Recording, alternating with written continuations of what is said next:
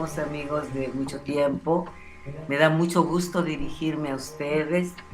No sé portugués, así que ojalá que todos me puedan comprender. Voy a hablar despacio. Y una de las ideas que tenía hace tiempo era de estudiar portugués, porque hablo inglés y francés y portugués. Hay tantos libros. Claro que se puede leer en español, pero así que espero que me comprendan y que esta conferencia sea importante y buena para ustedes. Quiero empezar refiriéndome a la historia de América Latina enfrentada a dos problemas muy importantes, sin los cuales yo no creo que sea posible comprender nuestra historia. Uno está de construcción de esta historia. En primer lugar, es una historia eurocéntrica. Durante muchos años la historia de nuestros países se han escrito desde la visión de los españoles, de los europeos, de los portugueses. No hemos tenido una historia que pueda mirar con otra mirada, con otros ojos nuestra historia. Pero además de es una historia eurocéntrica, es una historia patriarcal, es una historia donde las mujeres no las visibiliza en ningún proceso de nuestra historia. ¿Cómo cambiar esto? ¿Cómo revertir esta situación para visibilizar a las mujeres en sus espacios, en sus prácticas culturales y en su participación en la historia?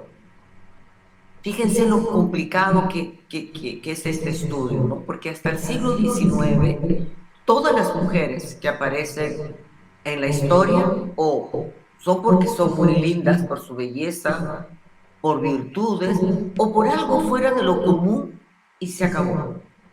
Todas las demás no existen en una historia fundada por un personajes de la élite, donde se habla de batallas, de tratados políticos, una historia que no registra en los procesos de la historia las experiencias que ha vivido la humanidad desde la perspectiva de los hombres y de las mujeres. Es a partir de que los hombres están en la esfera social pública y las mujeres alejadas en la esfera privada, porque se consideraba que esa era su naturaleza, que los hombres gobernaban, dictaban las leyes y las mujeres se ocupaban del lugar, de los hijos, de la maternidad, alejadas de todos los grandes acontecimientos de la historia. Esto cambia el discurso tradicional recién en la década de 1970.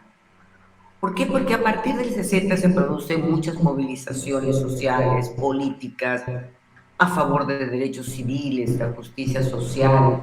Y la historia va cambiando de eje discursivo y se va acercando a los grupos marginales y carentes de poder, entre los que estamos las mujeres. La historia de las mujeres plantea, por lo mismo, desafíos teóricos y metodológicos inmensos, porque sus huellas se han perdido, nadie las ha registrado, han quedado escondidas en la historia. Y además la escasa información que tenemos hay que contrastarla con otras fuentes para llegar a una verdad histórica. Cuando cuando empecé a pensar en la historia de las mujeres, pasé días y días en la biblioteca, porque esta fue escrita, la primera edición, en 1985. Estaba tan insegura de lo que estaba haciendo porque no había otro referente que fui donde un gran historiador peruano, Pablo Malcera, a preguntar qué hago, si me aconsejas, y además pidiendo que él ponga el prólogo, que te ayude, porque era mucha inseguridad. Y él dijo, no, tú sales sola, yo haré el prólogo de la tercera edición. Y yo pensé que estaba loco, que no quería escribir. Y ahorita acabo de publicar la sexta edición de Mujeres Peruanas, el otro lado de la historia. Como les decía, a partir de la década del 70 se da un gran cambio en la historiografía. Se empiezan a estudiar a los criollos, a los mestizos, a las comunidades campesinas, la historia agraria, la historia económica, demográfica. Esto posibilitó que haya un cambio más objetivo a las diferentes etapas de nuestra historia. Pero además, en nuestro caso, en el Perú, se produce algo muy importante, que es la etnohistoria. Este desarrollo de la etnohistoria andina significó por primera vez tratar de explicar la originalidad, la particularidad de la organización indígena prehispánica, de los incas, del periodo pre-inca. ¿Quiénes eran? ¿Cómo se desarrolló? ¿Cómo era su organización del Estado? Entonces surge ahí una historia de las sociedades indígenas con un corpus histórico propio, con categorías y mecanismos de resistencia y sobrevivencia. Este cambio de paradigma permitió una revaloración del pensamiento tradicional y asumir la historia desde una perspectiva distinta, lo que también permitió acercarse a la condición de las mujeres de las sociedades prehispánicas, que significó el impacto de la conquista española, que representó el periodo colonial, que fue la lucha por la independencia y qué papel y qué pasó con la formación de los estados nacionales. Es importante destacar, por ejemplo, en lo que se refiere a las mujeres prehispánicas, el gran desafío que significa estudiar, porque todas las fuentes están constituidas por los cronistas españoles, cuyo discurso no solamente estaba orientado a justificar la conquista, sino distorsionado. Y como no había escritura en los Andes y había un escaso conocimiento que tuvieron los españoles del idioma quechua, que Garcilaso de la Vega decía que esto era causa de que el indio no entendía nada de lo que decía el español y el español tampoco entendía lo que el indio decía. A esta incomunicación además se añade no solamente la visión patriarcal, eurocéntrica, sino que los españoles se consideraron superiores a los indios. Los indios fueron inferiores, una raza que no era la blanca, que no era la española, y ese desprecio a los indios marcó la historia, ¿no? Entonces, por ejemplo, si uno se acerca, yo no voy a extenderme en esto, pero por algunos detalles, por ejemplo, bien interesante, es, por ejemplo, cómo eran las cuestiones relativas a la herencia. En primer lugar, cómo se heredaba, cómo se daban las diferentes etnias que existían, cómo convivían, cómo se conducían. En primer lugar, el poder no fue privilegio masculino. Las mujeres tuvieron y lo ejercieron. Por ejemplo, si se estudia la función de las collas, que eran esposas principales del Inca, y además que habían cacicas, o sea, mujeres que gobernaban en algunos lugares, unos, como le decían, repartimientos. Además, hay un factor que creo que es decisivo, que es la concepción del mundo dual. Es el día y la noche, lo femenino y lo masculino, lo oscuro y lo claro, todo existe junto, no puedes separar la tierra, las personas, los animales, las plantas, todo contiene estos principios que luchan entre sí y se complementan.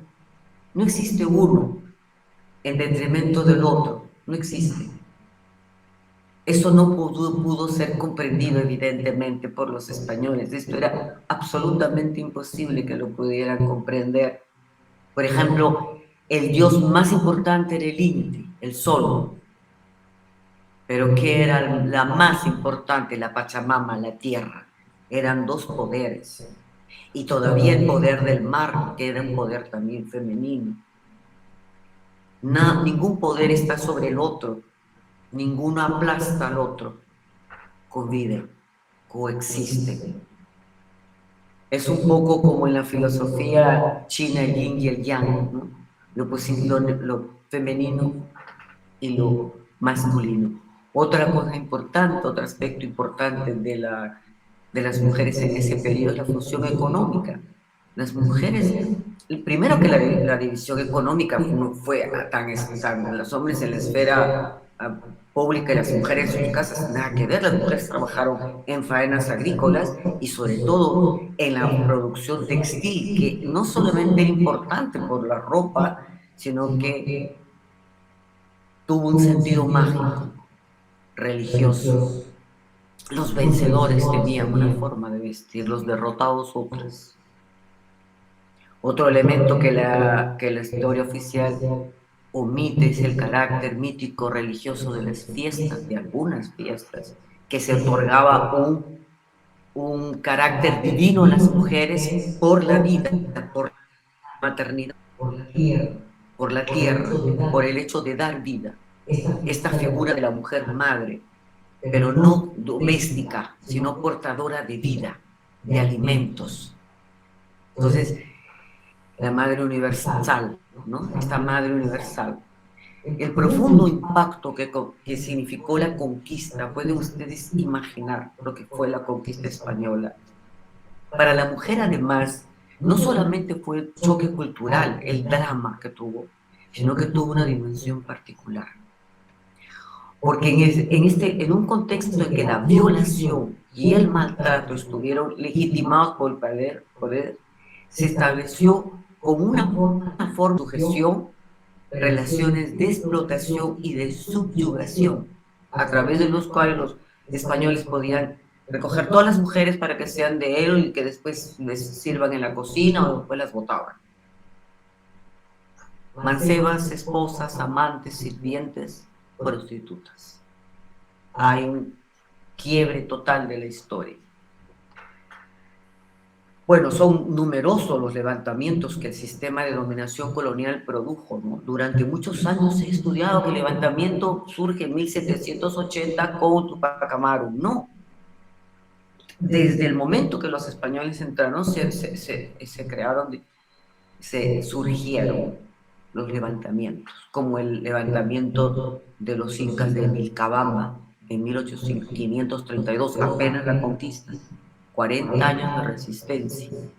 Sin embargo, todos coinciden que efectivamente la más importante insurrección fue la de José Gabriel Condorcanqui y Túpac Amaru. Porque, ¿qué hace? Digo, hace una planificación extraordinaria, estratégica, y el 4 de noviembre de 1780 le tiende una emboscada al más importante representante español, que era el corregidor don Antonio de Arriaga. Lo apresa, lo lleva a la plaza, lo ejecuta. Y poco después decreta la supresión del pago de impuestos, promulga el bando de libertad de los esclavos, uno de los primeros alegatos en favor de los afrodescendientes. Es decir, había empezado la más importante insurrección indígena de América Latina. Entre esos 2 meses, entre noviembre y diciembre, Túpac Amaru avanza hacia el sur para extender la sublevación, subir hasta el Alto Perú, que se decía Bolivia, con el objetivo de cortar la ruta de abastecimiento y entrar al Cusco, donde estaba el poder. Ese es el periodo en que surge Micaela Bastidas. No digo que antes no estuviera presente, pero es en ese momento se la visibiliza absolutamente en la lucha por la independencia, porque queda al frente de la parte administrativa y política de la zona de donde ha partido Túpac Amaru con su ejército, Tungazuca. Se llama así esta población. Es en este periodo que su presencia es definitiva, imparte órdenes, otorga salvoconductos, lanza edictos, dispone expediciones para reclutar gente y envía unas cartas a los caciques y a los gobernadores donde el lenguaje es de mando. Tan además importante su presencia que cuando parte Tupac Amaru y van hacia el Cusco, va al lado con Micaela Bastidas. Llegan el 4 de enero de 1781 al Cusco, lo sitian, pero no pueden con el ejército español. El ejército español era muy fuerte. Durante esas semanas, además, tienen que replegarse y es importante, mientras Tupac Amaru sigue tratando de enfrentar, Micaela Bastidas asume la coordinación de un ataque a Puno, una región del Perú, y una ofensiva sobre otra región. Es decir, ya ella comanda un grupo, mientras Tupac Amaru se preparaba para enfrentar al general José de Arreche, que avanzaba con un ejército de miles de soldados divididos en 4 secciones. Y es derrotado ante esa poderosa fuerza en la batalla del 6 de abril de 1781, y Micaela es emboscada poco después, y ya el 17 de abril todos están apresados. Tupac Amaru, Micaela Bastidas y sus hijos, que es una historia impresionante la de los hijos. Hipólito, 18 años, y su hijo Fernando, de 10 años. Hay una historia del niño que ve a sus padres morir y que después es desterrado en un barco y toda esa vagancia solo por Madrid hasta morir. No, es terrible. Pero además hay una cosa que cuando ya están presos, según el visitador José Antonio de Arrecha, la ejecución de Micaela Bastidas no podía ser como cualquier otra ejecución.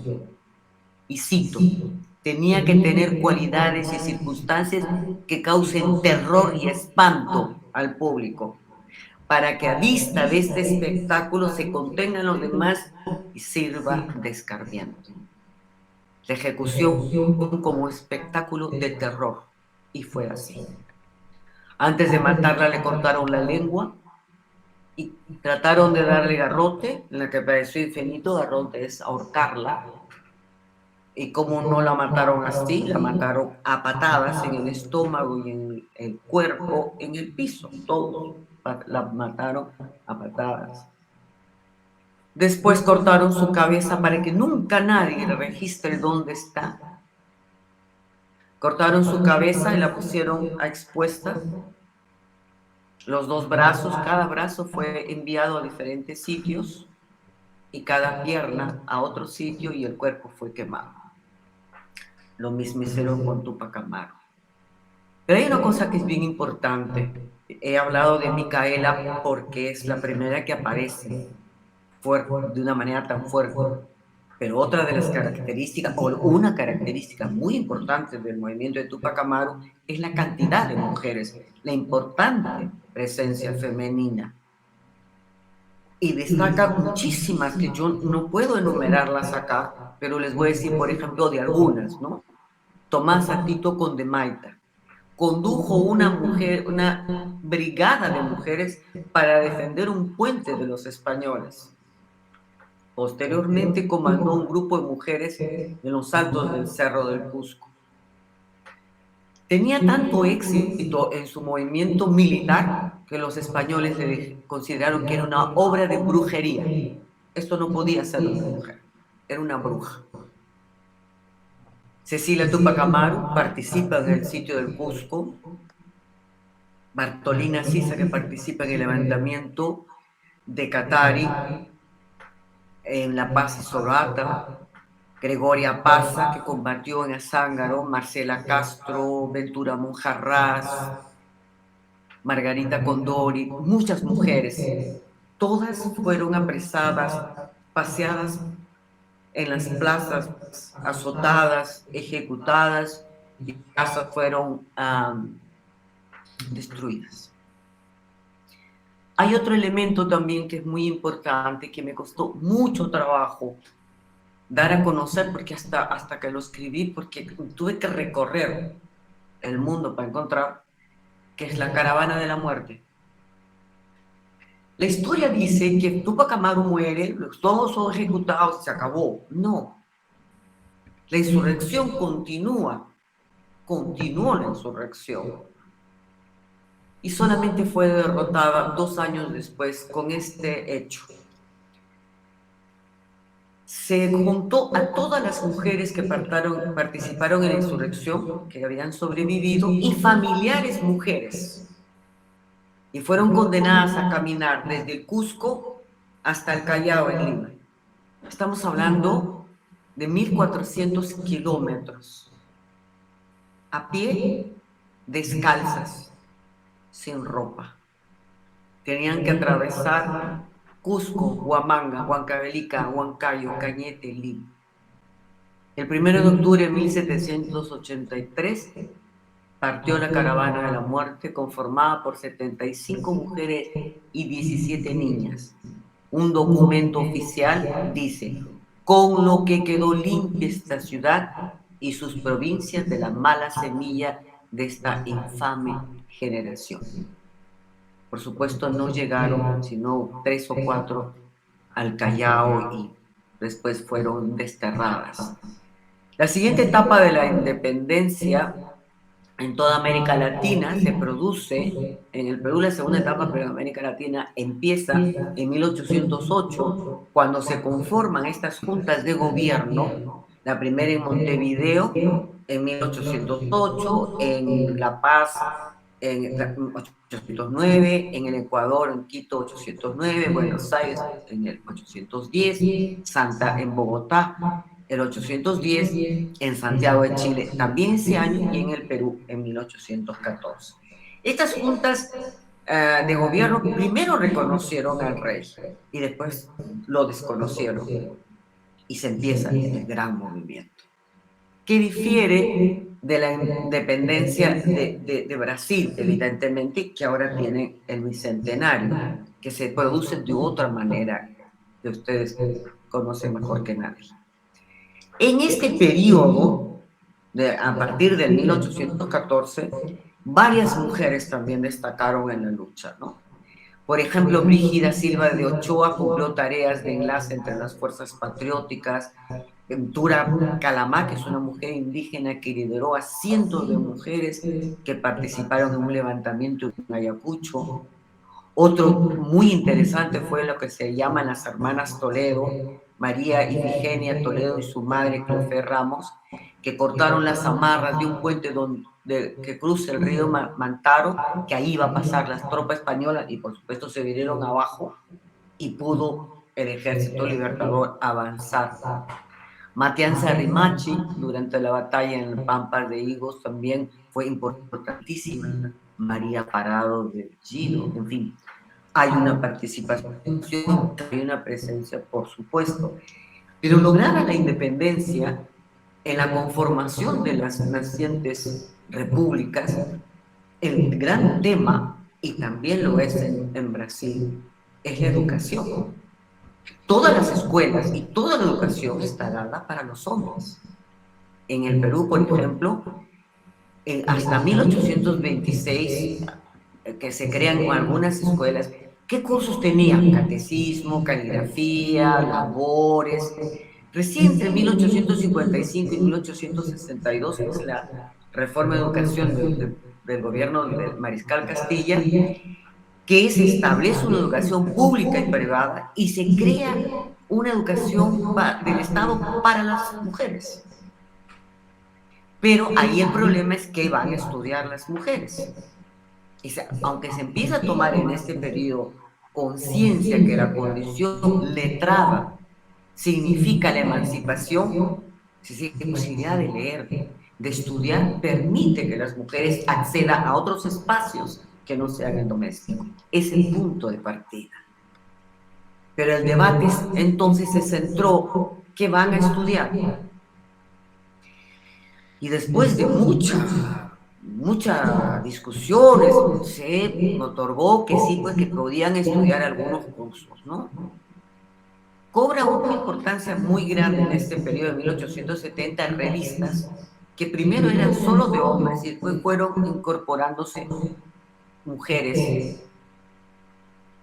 Y el otro tema importante fue lo que se llamaban los clubes literarios, que hombres y mujeres se reunían para hablar de la literatura. Es el primer espacio donde las mujeres hablan de temas que no están referidos a la vida doméstica, ni a los hijos, ni al marido, ni a la comida, ni a nada. Es otro tema. Y en ese clima de hegemonía del discurso masculino destacan en América Latina varias escritoras. En el Perú, Florinda Mato de Turner y Mercedes Cabello. Ambas defienden la educación, ambas asumen una defensa de los indios y bueno, y fueron combatidas y perseguidas de una manera muy fuerte, ¿no? Porque lo que estaba en juego en realidad eran dos modelos diferentes. La prédica de la mujer madre, el ángel del hogar, bajo el amparo y dominio del marido, y la mujer capaz de tener acceso a la educación superior. Ese era el tema. En la primera y segunda década del siglo XX ya hay núcleos de mujeres que luchan por los derechos. Ahí empieza la lucha por espacios propios, ¿no? Se crean periódicos dirigidos por mujeres, organizaciones femeninas y la lucha por el sufragio, que es la otra lucha que abarcó en el Perú de un periodo muy largo por los conservadores que han sido, porque en la Constitución de 1931 después de un debate y de una lucha tremenda de las mujeres, es que se le permite la votación en elecciones municipales a las letradas.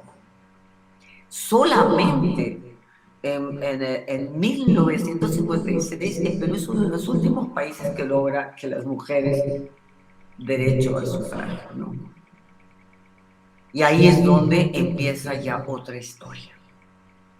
Las mujeres acceden al Congreso en calidad de senadoras y diputadas. Las mujeres se incorporan a la vida política, a cargos de representación política, y ahí empieza una lucha que continúa en todos los sitios, de otra manera ya con otros factores. Por ejemplo, en los primeros años, ¿cuántas mujeres ganaron en el 56? 8. En este momento, de 130, la mitad son mujeres. Las mujeres han ocupado cargos de dirección, como actualmente la presidenta del Congreso. Ya ha habido unas elecciones donde las mujeres participan de una manera más importante, más visible. Aún todavía queda un largo camino, pero todo esto ha sido posible por la deconstrucción de la historia. Si nosotros seguimos pensando en esta historia eurocéntrica, mirando a Europa y a las mujeres en la esfera doméstica, es que estamos en el 1700. Y ahora ya no es posible esto. Es decir, la deconstrucción y decolonialidad de nuestra historia. Esos son los factores decisivos e importantes. En este sentido, la historia de las mujeres constituye un elemento transformador de la sociedad, pero también de las mismas mujeres, porque es un paso decisivo a su emancipación. Una nueva historia significa cambiar todo un andamiaje de ideas y creencias y transformar las actividades femeninas en experiencias definidas y trascendentes para la historia de un país. Yo recuerdo cuando estaba en Bolivia, en Cochabamba, hay un cerro que es el Cerro de la Coronilla, donde cada 27 de mayo van todas las personas hasta el cerro a rendir homenaje a una mujer que está con los brazos abiertos por el Día de la Madre, 27 de mayo. Yo tenía 8 o 9 años, o 10, 9 años, y preguntaba a todos quién era esa mujer con los brazos abiertos, y nadie sabía quién era esa mujer. A una mujer, a una mujer. Hasta que me explicaron que era una mujer que había se había rebelado contra el dominio español y había conducido un grupo de mujeres hasta ese cerro, donde fue acribillada con los brazos abiertos, así, que la maten. Por eso es que la ponen así frente a la ciudad. Una mujer del pueblo. Corrí a la casa donde había una señora que ayudaba en la cocina y le dije, ¿sabes quién es la mujer que está en el Cerro de la Coronilla? No sé, dice, ¿quién será? Pues debe ser importante para que tenga un monumento. Le digo, sí, una mujer de un campesina como tú, como tú. Y ella me respondió algo que quedé impresionada. ¿Cómo va a ser como yo si yo no soy nada, si yo no soy nadie? Fui corriendo donde mi papá y pregunté, ¿qué? Esta señora dice que no es nada ni nadie. ¿Qué es esto? Mi papá dijo, escríbelo. Y siempre decía, escríbelo. Y un día lo vas a comprender. Es decir, les cuento esto para que vean cómo puede transformar la historia si las mujeres, si las actividades de las mujeres son comprendidas en toda su magnitud. Bueno, para finalizar, sí, lo que dijo Lozano, hemos publicado varios libros, dos sobre las mujeres en la independencia de América Latina. Un libro fue el 2010 con las ponencias presentadas al simposio y el 2014 fue al Congreso. Todos están en la página web de CEMAR, ustedes pueden ingresar y leerlo. Hemos celebrado el año pasado los bicentenarios de las mujeres en la independencia el bicentenario del Perú, con un libro de las mujeres en independencia del Perú, porque creemos que de esta manera, alguna vez, y no será difícil imaginar, que las experiencias de las mujeres serán valoradas en el curso del desarrollo de la humanidad, la cultura y la civilización. También quería decirles que sé que este año Brasil celebra el bicentenario de su independencia, proclamada el 7 de septiembre de 1822. Por ese motivo vamos a dedicar el próximo número de la revista de CEMAL a esta fecha, con la publicación de los siguientes artículos. Antagonismo de proyectos na independencia do Brasil, voy a hablar brasileño, portugués, perdón, representação e poder en Carlota Joaquina y Bárbara de Alencar. Claudia Luna, Universidad Federal do Río de Janeiro. La imagen de la mujer baiana y brasileña en la lucha por la independencia del Brasil, Juana Angélica y María Quiteri, de Sueli Reis Pinheiro, de la Universidad Fluminense. Imigração, género e dinámicas familiares no contexto de independencia do Brasil, Losandro Antonio Tedeschi, de la Universidad Federal do Grande do Dourados. E duas generações de damas da independência brasileira, de Renata Bastos da Silva y Lía Faría, de la Universidad del Estado de Río de Janeiro. Concluyo agradecida por estar con ustedes hoy día. Acá está haciendo un sol muy bonito después de 3 días de un nublado tormentoso porque estamos en invierno. Así que ha salido el sol y los estoy viendo. Querido Lozano, muchas gracias por esta invitación. Y si hay una pregunta, pues encantada porque tenemos todavía 10 minutos. Obrigado.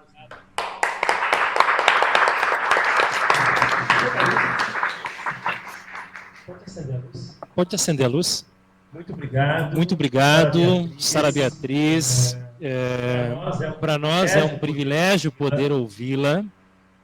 Ojalá que você possa, no próximo ano, ou não sei, vir pessoalmente aqui nessa fronteira.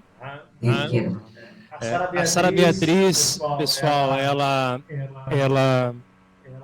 mora em frente ao mar, numa região em Lima chamada Barranco, uma das regiões mais bonitas de Lima, e a sua sala, sua biblioteca está de frente para o mar, tá? Que é o espaço das inspirações da escrita, ¿no, Sara Beatriz? ¿Ah? Sí, y además también, ¿sabes qué? En los momentos más tristes o más preocupantes de la política y todo lo que pasa, me quedo mirando este inmenso, infinito mar y todo parece más relativo. Es decir, tan infinito se pierde toda Lima, todito el horizonte de Lima. Así que sí, cuando vienes, por supuesto, los años siempre tienes mi casa, tu casa. Yo quiero ir a Brasil. Yo he tenido mucho trabajo, he abarcado demasiado, he tenido mucho trabajo. Yo no voy a hacer ningún simposio, por lo menos en 2 años. Y voy a viajar cuando pase la pandemia. Y uno de los sitios que quiero ir es a Brasil. He ido muchas veces, pero solamente a Río, a São Paulo. Nada más. Aguardamos a sua vinda, Sara Beatriz, e ojalá que possamos tê-la conosco num dia desses aqui nesta fronteira. Pessoal, sim, alguém tem alguma pergunta? A professora Sara Beatriz, ela às 13h20 no horário de Lima, ela tem outro compromisso. E nós já estamos aqui com 5 minutos, mas daria tempo para, se alguém quisesse fazer alguma colocação, alguma pergunta. Senão eu gostaria de fazer, pelo menos rapidamente. Não sei se alguém gostaria. Bom, Sara Beatriz, eu estou com os seus livros aqui sobre a escritura da história das mulheres na América Latina, e eu sempre inicio minha disciplina com uma frase sua: conhecer esse outro lado da história. Este conhecimento ruído desde a outra orilla, ¿no? E pensar na outra margem, na outra fronteira, qual seria a sua, vamos dizer assim, o grande desafio hoje de pensar a partir do outro lado, da outra margem, quando nós falamos em história das mulheres? Rapidamente, apenas um comentário, porque eu sei que você está com o tempo também limitado aí. Tu pregunta es una pregunta que yo me he hecho varias veces. Por eso es que me impresiona, tú siempre eres una persona tan inteligente y siempre dices cosas interesantes, pero no pensé que ibas a leer mi pensamiento. Hasta ese punto no sabía. No lo sé, te podría decir muchas cosas de las que estoy pensando en varias, estoy leyendo filosofía, estoy leyendo algunos libros que me impresionan, como hay un libro de Alain Cayet, un filósofo francés, sobre el reconocimiento. Entonces dice que el reconocimiento a partir de Charles Taylor, hace unos 15 años o 10 años, la lucha por el reconocimiento, por ejemplo, de los campesinos, de los obreros, no es solamente por el salario. La lucha que uno hace no solamente es por este derecho, que tienes el derecho de tenerlo, es por ser reconocido como quien eres. Ese reconocimiento a ti, a quién eres. Con tus debilidades, tus fortalezas, con tus aciertos, con tus desaciertos, ¿quiénes somos? ¿Qué es esa otra mirada? Esa, para mí, me voy acercando cada vez más a esa respuesta, que no es definitiva. Ser reconocidos, pero no solamente en tus derechos, no tener solamente el reconocimiento de que yo, en este momento, soy una persona absolutamente independiente, dirijo una cátedra, salgo con mi carro, regreso, voy a la universidad. No esto, sino algo más interno, que tenemos todas las mujeres y todos los hombres. ¿Quiénes somos? Preguntarnos, ¿quiénes somos? No lo que quisieron que fuéramos, no lo que nos implantaron o nos dijeron desde la infancia, o no lo que tenemos que hacer para ganar dinero, para destacar. No, nosotros. adentro, adentro de mí. ¿Quién soy? ¿Estoy haciendo lo que yo quiero? ¿O estoy siendo guiada? Porque ya estoy caminando, es como estar en un tren y ya no te bajas. ¿Qué es de mi entorno lo que me da valor o lo que me debilita? ¿Por qué en este libro de filosofía muchas mujeres decían que siempre van hacia donde las debilitan? ¿Por qué? ¿Por qué vas donde alguien que te debilita, que no te reconoce? Entonces, lo que tú me dices es algo que estoy pensando realmente es genial lo que tú me has dicho, porque para yo llegar a eso pasó mucho tiempo de preguntarme. No tengo una respuesta que yo te pueda decir esto, esto, esto. No es tan simple. En este momento tenemos muchas crisis económica, política, vivencial, existencial. Hay una gran, la pandemia, lo que ha significado para la cantidad de personas que han muerto, amigos y amigas que han muerto. Entonces, este encierro que nosotros lo hemos tenido durísimo.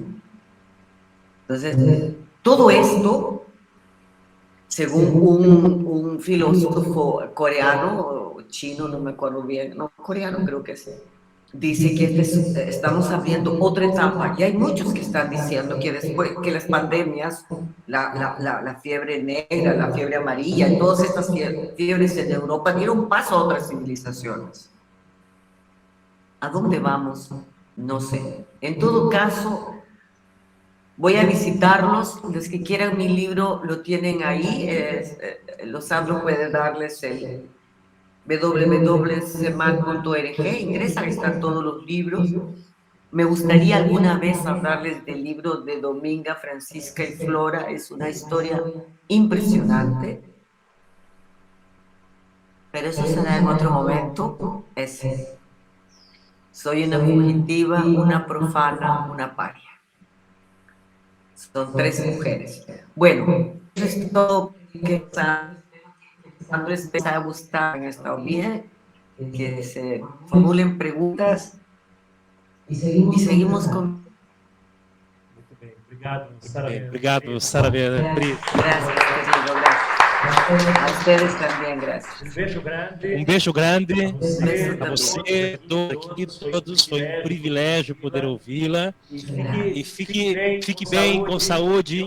E ojalá que podemos tomar um pisco no próximo ano. Sí. Um beijo grande. Tchau, Sara. Un beso grande. Chao, chao, chao, querido. Tchau. Chao. Até mais.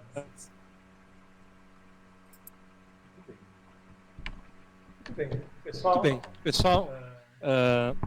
Valeu ou não? Valeu ou não?